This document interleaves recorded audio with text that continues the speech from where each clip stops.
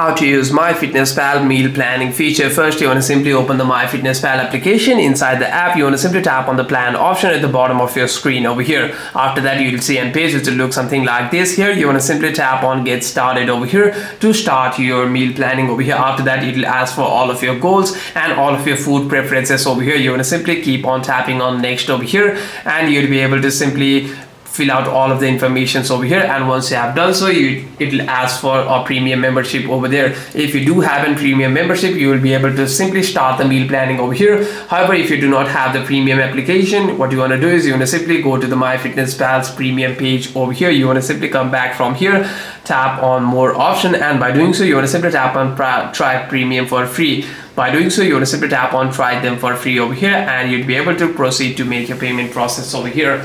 Hope this video is helpful, and if you have any further questions, make sure to leave a comment down below, and I'll see you guys on the next one.